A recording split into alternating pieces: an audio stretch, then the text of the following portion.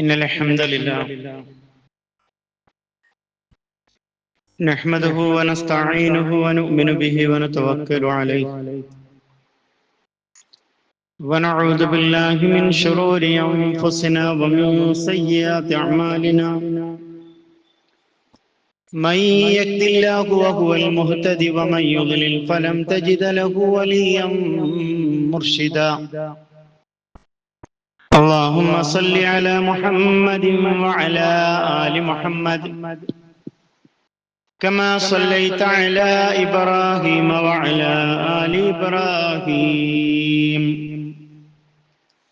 اللهم بارك على محمد وعلى آل محمد كما باركت على إبراهيم وعلى آل إبراهيم إنك حميد مجيد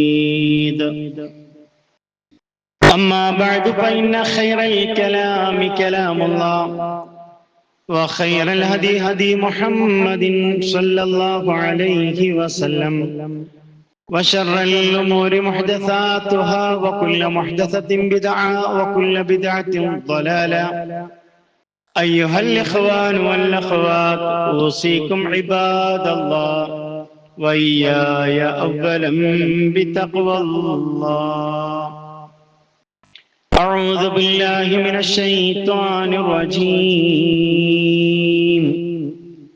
يا أيها الناس اتقوا ربكم الذي خلقكم من نفس واحدة وخلق منها زوجها وبث منهما رجالا كثيرا ونساء واتقوا الله الذي تساءلون به والأرحام إن الله كان عليكم رقيبا بسم الله الرحمن الرحيم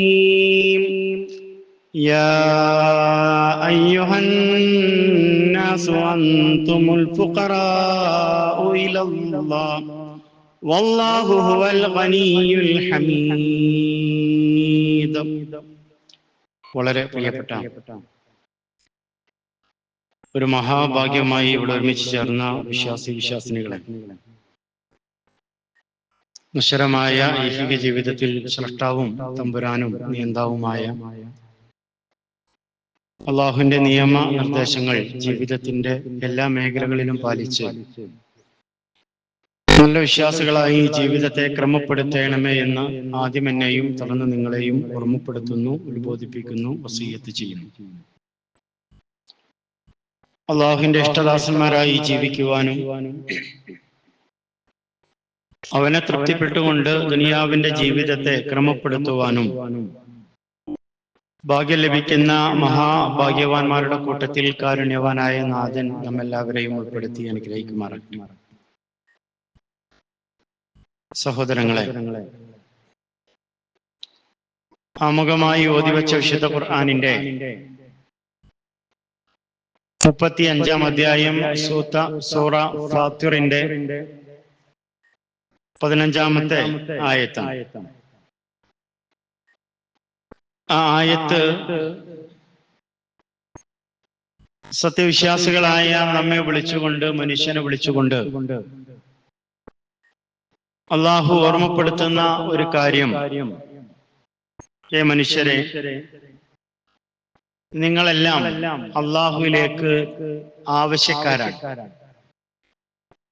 അള്ളാഹു ആകട്ടെ സ്തുത്യർഹനും അതുപോലെ തന്നെ ധന്യനുമാകുന്നു എന്നാണ് ഈ ആയത്തിന്റെ ആശയമായി നമുക്ക് വായിക്കാനുള്ളത്.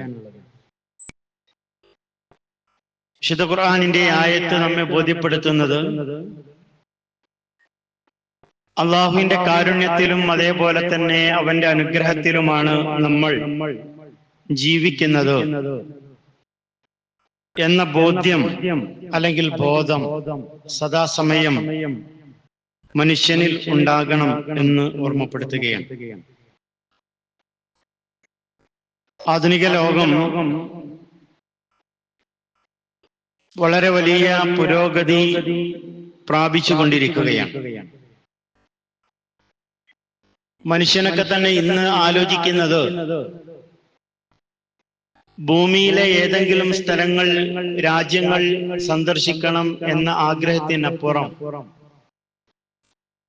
ചന്ദ്രനിലേക്ക് ഒരു വിനോദയാത്ര നടത്തിയാൽ എങ്ങനെ എന്നതിനെ സംബന്ധിച്ചും അതിനുവേണ്ടിയുള്ള ഒരുക്കങ്ങളും നടത്തിക്കൊണ്ടിരിക്കുന്ന ഒരു കാലഘട്ടം. നമ്മളെപ്പോലെ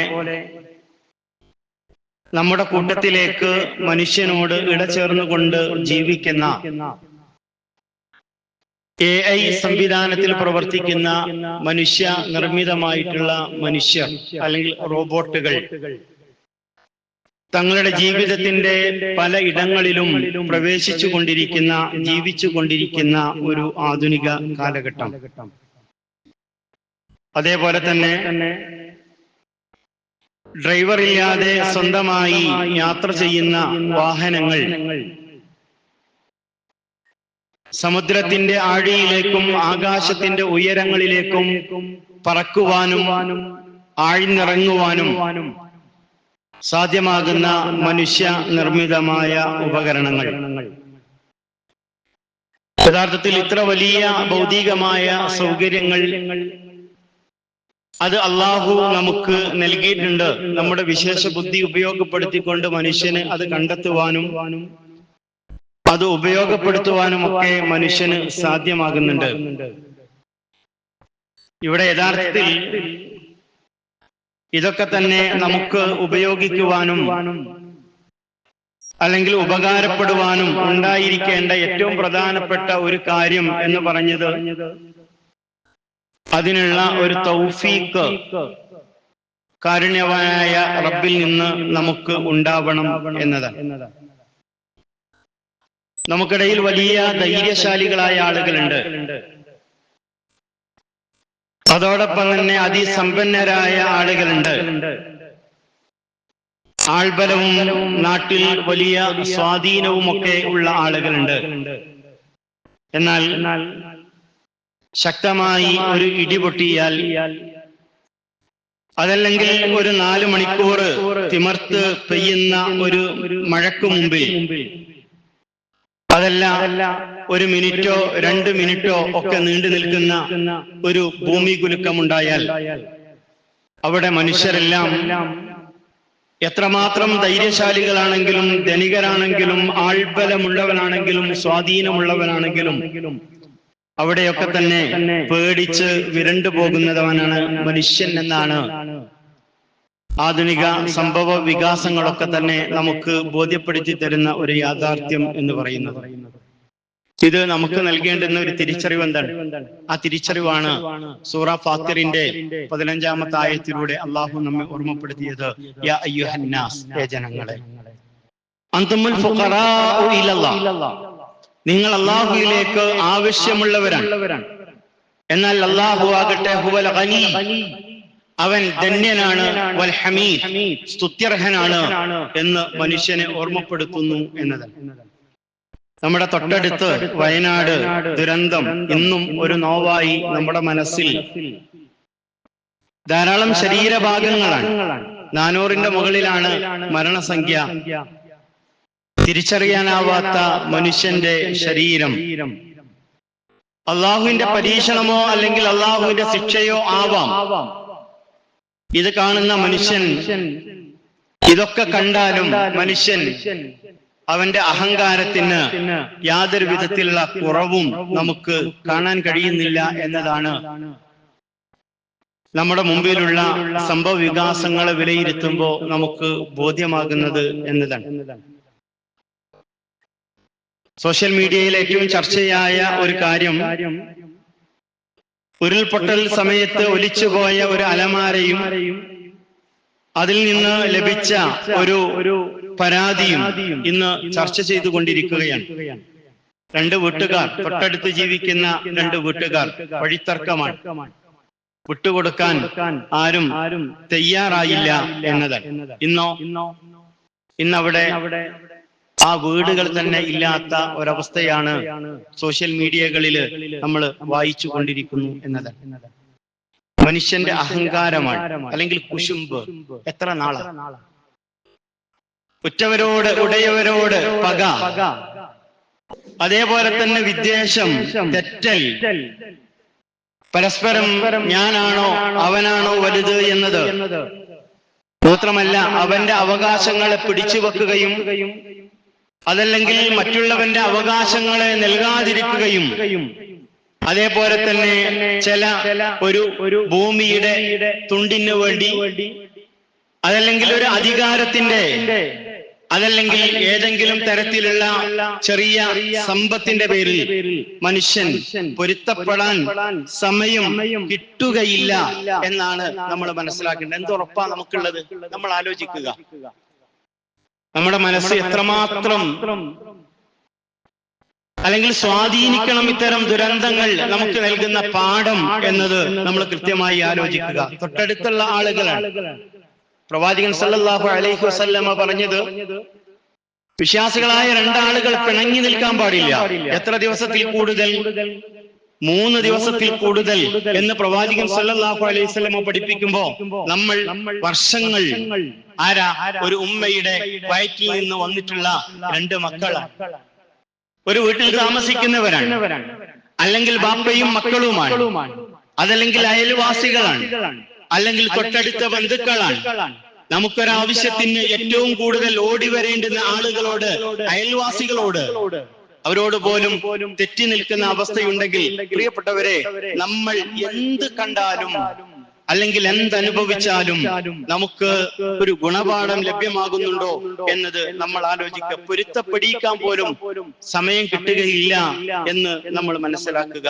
അതുകൊണ്ടാണ് വിനയാനിതരാവുക എന്നതാണ് വിശുദ്ധ ഖുർആൻ ഏറ്റവും നല്ല അള്ളാഹുവിന്റെ ഒരു അടിമയുടെ ഗുണമായി കൊണ്ട് നമുക്ക് സൂറ ഫുർഖാനിലൂടെ ഓർമ്മപ്പെടുത്തി തരുന്നത്. അള്ളാഹു പറഞ്ഞു, ഇബാദുർ റഹ്മാൻ, അള്ളാഹുവിന്റെ അടിയാറുകളായ ആളുകൾ, അവരുടെ പ്രത്യേകത എന്താ? അല്ലദീന യംശൂന അലൽ അർളി ഹൗനാ, വളരെ വിനയത്തോടുകൂടി ദുനിയാവിന്റെ ജീവിതത്തിൽ ജീവിതം മുന്നോട്ട് കൊണ്ടുപോകുന്നവരാണ് അള്ളാഹുവിന്റെ അടിയാറുകൾ എന്നാണ്. വിനയം കാണിച്ചാൽ, വിട്ടുവീഴ്ച കാണിച്ചാൽ, പുറത്തു കൊടുത്താൽ നമുക്ക് ഒന്നും തന്നെ നഷ്ടപ്പെടാനില്ല, ഒന്നുമില്ല എന്നാണ് അന്ത്യപ്രവാചകൻ മുഹമ്മദ് റസൂലുള്ളാഹി സ്വല്ലല്ലാഹു അലൈഹി വസല്ലമ നമ്മെ ബോധ്യപ്പെടുത്തുന്നത്. പ്രവാചകൻ സല്ലല്ലാഹു അലൈഹി വസല്ലമ പറഞ്ഞു, മാ നഖസത് സദഖത്തു മിൻ മാലിൻ, ഒരു മനുഷ്യൻ അവന്റെ സമ്പത്ത് ചെലവഴിച്ചാൽ, ദാനധർമ്മം നൽകിയാൽ, അതൊരിക്കലും തന്നെ അവന്റെ സമ്പത്തിൽ കുറവ് വരുത്തുകയില്ല എന്ന് പറഞ്ഞു.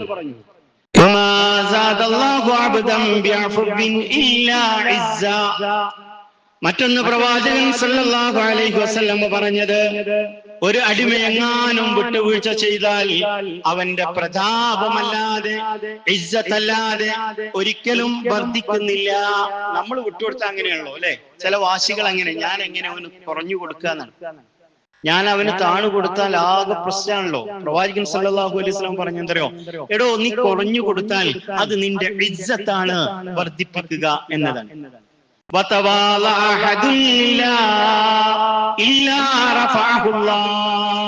മൂന്നാമതായി പ്രവാചകൻ സല്ലല്ലാഹു അലൈഹി വസല്ലം പറഞ്ഞു, ആരെങ്കിലും അള്ളാഹുവിന് വിനയാനിതനാവുകയാണെങ്കിൽ അള്ളാഹു അവനെ ഉയർത്താതിരിക്കുകയില്ല എന്നതാണ്.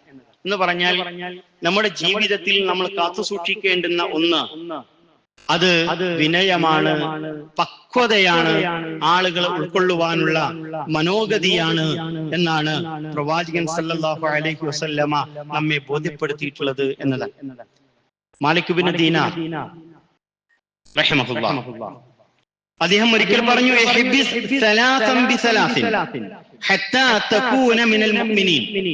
നീ സത്യവിശ്വാസികളിൽ ഉൾപ്പെടാൻ 3 കാര്യങ്ങളെ കൊണ്ട് 3 കാര്യങ്ങളെ നീ പിടിച്ചു വെക്കണം എന്ന് പഠിപ്പിച്ചു. അല്ലെങ്കിൽ അദ്ദേഹം പറഞ്ഞു, ഒന്ന് അൽ കിബറു ബിത്തവാദുഇ എന്ന, വിനയം കൊണ്ട് നിന്റെ അഹങ്കാരത്തെ നീ പിടിച്ചു വെക്കണം. വൽ ഹിർസു ബിൽ ഖനാഅതി, തൃപ്തി കൊണ്ട് നിന്റെ ആർത്തിയെ നീ പിടിച്ചു വെക്കണം. വൽ ഹസദ് ബിൻ നസീഹതി, അതുപോലെ തന്നെ ഗുണകാംക്ഷ കൊണ്ട് അസൂയയെ നീ പിടിച്ചു വെക്കണം എന്നാണ് അദ്ദേഹം പറഞ്ഞതായിട്ട് നമുക്ക് കാണാൻ കഴിയുന്നത്. അഹങ്കാരം എന്ന് പറയുന്നത് അല്ലെങ്കിൽ ഞാൻ എല്ലാറ്റിനും പോന്നവനാണ്, ഞാൻ എല്ലാറ്റിനും പോന്നവനാണ് എന്ന ഒരു ചിന്ത, ഞാൻ അല്ലെ, പലപ്പോഴും അങ്ങനെയാണ്. ഞാൻ എന്ന് കൂടുതൽ സംസാരിക്കുന്ന മനുഷ്യന്റെ മനസ്സിൽ ഉണ്ടാകുന്നത് അഹങ്കാരമാണ് എന്നതാണ്. മറ്റുള്ളവരെ ഉൾക്കൊള്ളുവാനും മറ്റുള്ളവരെ പരിഗണിക്കുവാനും മറ്റുള്ളവരുടെ കാര്യങ്ങളിൽ കൃത്യമായി അവൻ തന്റെ പോരിശ പറയാതെ മറ്റുള്ളവരെ ഉൾക്കൊള്ളുവാനുമുള്ള ഒരു മനസ്സിന്റെ വിശാലതയാണ് ഒരു വിശ്വാസിയിൽ ഉണ്ടാവേണ്ടത്. അതാണ് പറഞ്ഞത് അസൂയ. ആ അസൂയയിൽ നിന്ന് ഗുണകാംക്ഷ ഉണ്ടാകണം. അതേപോലെ തന്നെ ആർത്തി, അവന് നൽകപ്പെട്ടതിൽ തൃപ്തി കാരണം ആർത്തി ഇല്ലാതാവണം, തടയാൻ കഴിയണം വിനയം കൊണ്ട്. അതേപോലെ തന്നെ അഹങ്കാരത്തെ തടയാൻ കഴിയണം എന്നതാണ്. പ്രമുഖനായ സഹാബി ജരീർ ഇബ്നു അബ്ദുല്ലാ റഹിമഹുല്ലാ അദ്ദേഹം പറയുന്നത് എന്താണെന്നറിയോ? ഖാല ലി സൽമാൻ റളിയല്ലാഹു അൻഹു, സൽമാൻ റളിയല്ലാഹു അൻഹു എന്നോട് പറഞ്ഞു, യാ ജരീറെ, തവാളഅ ലില്ലാഹ്, നീ അല്ലാഹുവിന് വിനയം കാണിക്കണം. ഫഇന്നഹു മൻ തവാളഅ ലില്ലാഹി ദുനിയ റഫഅഹു അല്ലാഹു യൗമൽ ഖിയാമ. ദുനിയാവിന്റെ ജീവിതത്തിൽ അള്ളാഹുവിന് വിനയം കാണിക്കുന്ന ഒരു മനുഷ്യനെ സംബന്ധിച്ചിടത്തോളം പാരത്രികമായ ജീവിതത്തിൽ അള്ളാഹു അവനെ ഉയർത്തുകയാണ് ചെയ്യുക എന്നാണ്. നിങ്ങൾ ഇപ്പൊ അഹങ്കാരം നമ്മളിൽ ഉണ്ടാകാൻ പാടില്ല, ആർത്തി മനുഷ്യനിൽ ഉണ്ടാവാൻ പാടില്ല, അസൂയ അത് മനുഷ്യനല്ലാതാക്കുന്നു എന്നതാണ്. അതുകൊണ്ട് തന്നെ വിശ്വാസികൾ എന്നുള്ള നിലക്ക് നമ്മൾ ഈ ഗുണങ്ങളെ നമ്മുടെ ജീവിതത്തിലേക്ക് കൊണ്ടുവരാനുള്ള പരിശ്രമങ്ങളാണ് ഉണ്ടാവേണ്ടത് എന്നതാണ്. നിങ്ങൾ തന്റെ മക്കളോട് നൽകുന്ന ഉപദേശം വിശുദ്ധ ഖുർആൻ സൂറ ലുഖ്മാനിലൂടെ, ലുഖ്മാൻ എന്ന് പറയുന്ന അലൈഹിസ്സലാത്തു വസ്സലാം, ഒരു പിതാവ് തന്റെ മക്കൾക്ക് മകന് നൽകുന്ന ഉപദേശം എന്താണത്? വലാ തുസഇർ ഖദ്ദക ലിന്നാസ്, വലാ തുസഇർ ഖദ്ദക ലിന്നാസ്, നിന്റെ കവിൾ നീ മനുഷ്യരിനോട് കോട്ടരുത് എന്നതാണ്. ഒരു മനുഷ്യനിൽ നിന്ന് നിന്റെ മുഖം നീ ചുളിക്കരുത് എന്നതാണ്. മാത്രമല്ല വലാ തംശി ഫിൽ അർളി മർഹ, ദുനിയാവിന്റെ ജീവിതത്തിൽ നീ അഹങ്കാരത്തോടു കൂടി നടക്കുകയും ചെയ്യരുത്. കാരണം ഇന്നല്ലാഹ ലാ യുഹിബ്ബു കുല്ല മുഖ്താലിൻ ഫഖൂർ, അല്ലാഹു ദുരഭിമാനികളായ ഒരു അഹങ്കാരികളെയും അല്ലാഹു ഇഷ്ടപ്പെടുകയില്ല. വളരെ ചെറുപ്പത്തിൽ തന്റെ മകന് നൽകുന്ന പിതാവിന്റെ ഉപദേശമാണ് വിശുദ്ധ ഖുർആൻ നമുക്ക് എടുത്ത് ഉദ്ധരിക്കുന്നത് എന്നതാണ്. പിതാക്കളാണ് നമ്മുടെ മക്കൾക്ക് നൽകേണ്ട ഉപദേശങ്ങളാണ്. അതേപോലെ തന്നെ നമ്മുടെ ജീവിതത്തിൽ ഉണ്ടാകേണ്ടുന്ന ഗുണങ്ങളാണ്. നിങ്ങൾ ആരാണ് ദുനിയാവിന്റെ ജീവിതത്തിൽ ആരാണ് ആദ്യമായി അഹങ്കരിച്ചത്? അത് വിശുദ്ധ ഖുർആൻ നമുക്ക് ബോധ്യപ്പെടുത്തി തരുന്നത് ഇബ്ലീസാണ് എന്നതാണ്. നേരത്തെ ഈ ഒരു വിഷയം സൂചിപ്പിച്ചു എന്നതുകൊണ്ട് വിശദീകരിച്ച് പറയുന്നില്ല. വഇദ ഖുൽനാ ലിൽ മലായികതി ഇസ്ജുദൂ ലി ആദം ഫസജദൂ ഇല്ലാ ഇബ്ലീസ് അബാ വസ്തക്ബറ വകാന മിനൽ കാഫിരീൻ. വിശുദ്ധ ഖുർആൻ പറഞ്ഞു, നാം മലക്കുകളോട് പറഞ്ഞു, എന്താണ് ഇസ്ജുദൂ ലി ആദം, ആദമിന് സുജൂദ് ചെയ്യണം. ഫസജദൂ, അപ്പോൾ അവർ സുജൂദ് ചെയ്തു. ഇല്ല ഇബ്ലീസ് ഒഴികെ, അബാ, അവൻ വിസമ്മതിച്ചു.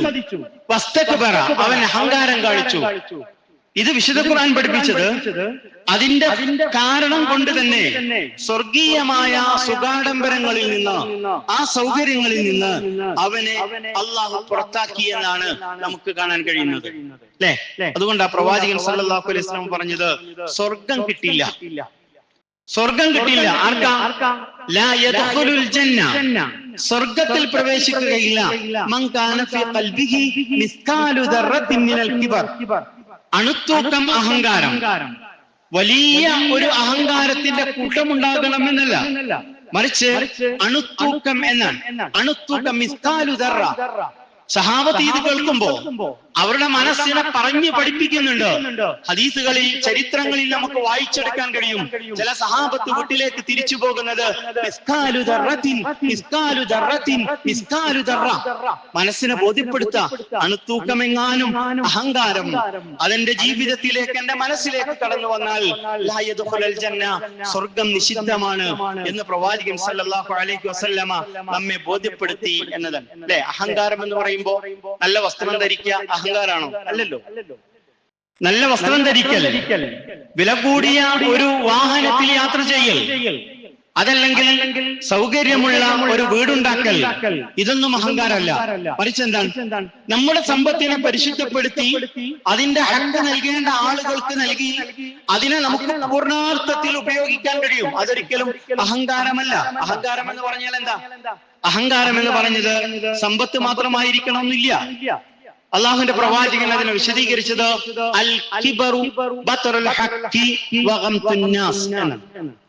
അൽ കിബർ, അഹങ്കാരം എന്ന് പറഞ്ഞത് ബത്റുൽ ഹഖ്, സത്യം ഇന്നതാണ് എന്ന് മനസ്സിലാക്കിയിട്ടും അതിനെ നിരാകരിക്കലാണ് അഹങ്കാരം എന്ന് പറയുന്നത്. ഇത് ശരിയാണ്, ഇതാണ് ശരി. പക്ഷെ ആ ശരിയായതിനെ ഞാൻ ഉൾക്കൊള്ളുകയില്ല. സത്യം ഇതാന്ന് എനിക്ക് മനസ്സിലായിട്ടുണ്ട്, മാത്രല്ല വഗംതുൻ നാസ്, ബാക്കിയുള്ള ആളുകളൊക്കെ എന്റെ കീഴിലാണ്, അല്ലെങ്കിൽ ബാക്കിയുള്ളവർക്ക് അവരൊക്കെ ചെറുപ്പമായി കാണുന്നു, ഞാനാണ് വലിയവൻ എന്ന ഒരു തോന്നൽ അത് മനസ്സിലുണ്ടാവുക. ആളുകളോട് പറയണമെന്നില്ല, എന്റെ മനസ്സിലുണ്ടാവുക നിങ്ങളെക്കാളൊക്കെ ഉത്തമൻ ഞാനാണ് എന്നൊരു തോന്നൽ എന്റെ മനസ്സിലുണ്ടായാൽ ഒരു വിശ്വാസിയുടെ മനസ്സിലുണ്ടാവേണ്ടത് എന്താ? ഒരു വിശ്വാസിയുടെ മനസ്സിലുണ്ടാവേണ്ടത് യഥാർത്ഥത്തിൽ വിനയമാണ്. കാരണം തനിക്കുള്ള ഈ നേട്ടം, ഞാൻ ചിലപ്പോ സാമ്പത്തികമായി ഉയർന്ന പദവിയിൽ നിൽക്കുന്നവനാവാം, ദുനിയാവിന്റെ ജീവിതത്തിലെ സൗകര്യങ്ങൾ എനിക്കുണ്ടാവാം, അതേപോലെ തന്നെ വലിയ വാഹനവും ബിസിനസ്സും ഒക്കെ എനിക്കുണ്ടാവാം. പക്ഷേ ഞാൻ ഉണ്ടാക്കിയ എന്റെ വലിയ വീട്, അല്ലെങ്കിൽ ഞാൻ ഉപയോഗിക്കുന്ന എന്റെ വാഹനം, എന്റെ സമ്പത്ത്, അതൊരിക്കലും തന്നെ അഹങ്കരിക്കാൻ കാരണമായി തീരരുത് എന്നതാണ്. അത് ലഭ്യമാകുമ്പോ അവന്റെ മനസ്സിലുണ്ടാവേണ്ടത് അൽഹംദുലില്ലാഹ് എന്ന സ്തുതിയാണ് ഉണ്ടാവേണ്ടത് എന്ന. കാരണം എന്തറിയോ, എന്നെ പോലെ അധ്വാനിച്ച പല ആളുകളുണ്ടല്ലോ, നമ്മളെപ്പോലെ അധ്വാനിച്ച പല ആളുകളുമുണ്ട്. പക്ഷേ അവർക്കൊന്നും തന്നെ നമുക്ക് ലഭ്യമായ സൗകര്യങ്ങൾ ഉണ്ടായിട്ടില്ല. ഉണ്ടോ? ഇല്ലല്ലോ. നേരം വെളുത്ത് വൈകുന്നേരം വരെ വലിയ ബിസിനസ്സുകൾ തുടങ്ങി, ആ ബിസിനസ്സുകൾ പൊട്ടി. നമ്മൾ വളരെ കഷ്ടപ്പെടാതെ ചെറിയൊരു ബിസിനസ് തുടങ്ങി, അതിൽ വെച്ചടി നമുക്ക് അള്ളാഹു ദുനിയാവിന്റെ ജീവിതത്തിന്റെ ഖൈറ് നൽകി പടച്ചോൻ ഇങ്ങനെ കൊണ്ടുപോയപ്പോ നല്ല എഫേർട്ട് എടുത്ത് തുടങ്ങിയ പല ബിസിനസ്സുകളും പൊളിഞ്ഞ് പാപ്പരായ മനുഷ്യരുണ്ട്. അതെന്തുകൊണ്ടാ? അവൻ ബിസിനസ് അറിയാത്തത് കൊണ്ടല്ല. അത് മാത്രമല്ല അതിന്റെ കാരണം, അതിനൊരു തൗഫീഖ് ഉണ്ടാവണം. എന്റെ മിടുക്കല്ല ഞാൻ ഉണ്ടാക്കിയ എന്റെ സാമ്രാജ്യങ്ങൾ, ഞാൻ ഉണ്ടാക്കിയ എന്റെ സമ്പത്ത്, അതേപോലെ തന്നെ എനിക്ക് നൽകപ്പെട്ടതെല്ലാം എന്റെ അധ്വാനമുണ്ടെങ്കിലും അധ്വാനത്തിന്റെ അപ്പുറം പടച്ച റബ്ബിന്റെ ഒരു തൗഫീഖ് കൂടി എനിക്കുണ്ട് എന്നതാണ്. അല്ലേ?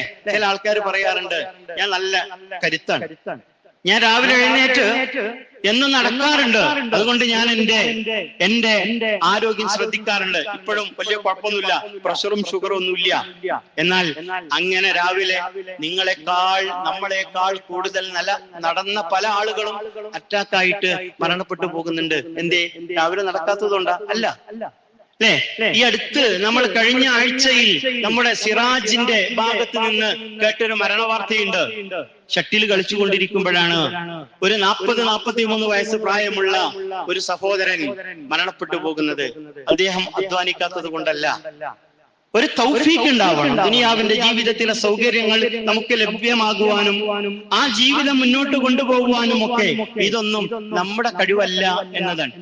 അതിന്റെ തൗഫീഖ് അത് പടച്ച റബ്ബിന്റെ പക്കൽ നിന്ന് നമുക്കുണ്ടാവണം എന്നതാണ്. അല്ലെ? ചില ആളുകൾ പറയാറുണ്ട്, മക്കളെയൊക്കെ ഞാൻ നന്നായി പഠിപ്പിച്ചു, അവർക്ക് നല്ല ജോലിയൊക്കെ കിട്ടി, ചെറുപ്പത്തിൽ ഞാൻ അവരെ നന്നായി ശ്രദ്ധിച്ചത് കൊണ്ടാണ്.